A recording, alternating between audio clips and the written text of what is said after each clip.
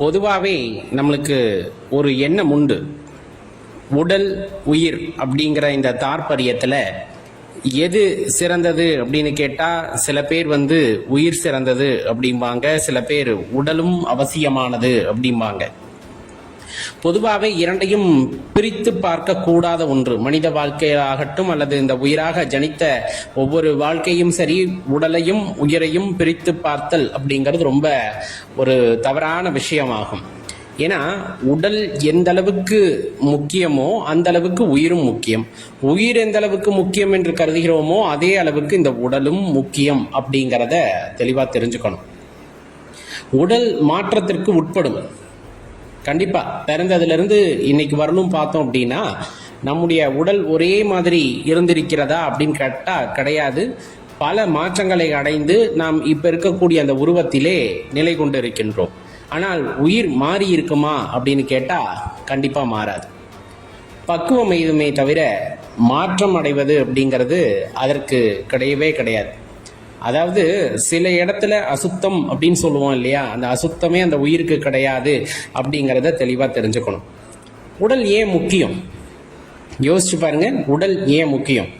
உடல் முக்கியம் இல்லை அப்படின்னு நீங்கள் நினச்சிட்டீங்க அப்படின்னா ஆன்மீகத்தில் எந்த ஒரு முன்னேற்றமும் காண முடியாது.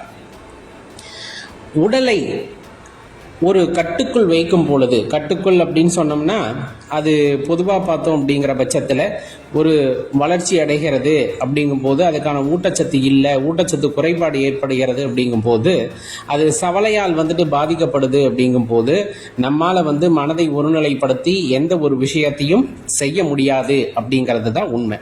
அது ஆன்மீகத்திலையும் சரி, சில நம்ம முயற்சிகளை செய்கிறோம் அல்லது தியானம் செய்கிறோம் அப்படிங்கும் போது உடலில் போதுமான அளவு சத்து இல்லை அப்படிங்கிற பட்சத்தில் கண்டிப்பாக நம்மளால் எந்த ஒரு முன்னேற்றத்தையும் காண முடியாது அப்படிங்கிறது நாமே தெரிந்த ஒரு விஷயம்தான்.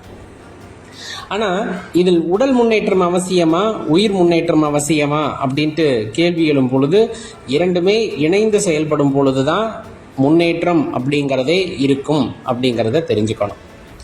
உடல் இருக்கிற வரலும் எல்லாம் புகழ்ந்து பேசுவாங்க, அதே போல பெயர் வைத்து அழைப்பார்கள். ஆனால் அந்த உடலில் இருந்த உயிர் பிரிந்து விட்டால் அந்த உடலுக்கும் பெயர் கிடையாது, அந்த உயிருக்கும் பெயர் கிடையாது. நல்லா யோசிச்சு பாருங்க. இப்போ உடல் பெரிது என்று நினைக்கின்றோம் அப்படின்னா உயிர் போனதுக்கப்புறம் அதை தீயிட்டு கொளுத்தி விடுவார்கள், சாம்பலாகி போய்விடும் அப்படிங்கிறது நாம் அறிந்தது தான்.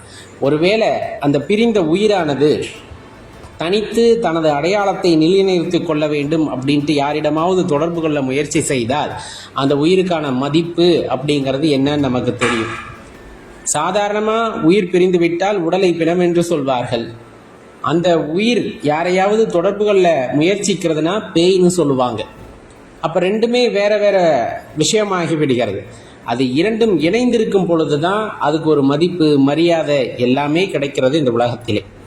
அது எந்த ஜீவராசியாக இருந்தாலும் சரி, மனிதனாக இருந்தாலும் சரி, நாயாக இருந்தாலும் சரி, எதுவாக இருப்பினும் அந்த உடலோடு ஒன்றிய உயிருக்குத்தான் மதிப்பு அதிகமே தவிர உடலை விட்டு பிரிந்த உயிருக்கும் கிடையாது, உயிரை பிரிந்த உடலுக்கும் அந்த மதிப்பு மரியாதை அப்படிங்கிறது இந்த உலகத்திலே கிடையாது அப்படிங்கிறத தெரிஞ்சுக்கங்க. இந்த மண்ணுக்குள்ள எதை போட்டாலும் மக்க செய்திடும். தகுதியான விஷயத்தை மட்டும்தான் வளர வைக்கும் மண். நல்லாவே தெரிஞ்ச ஒரு விஷயந்தான். நல்லா யோசிச்சு பாருங்களேன்.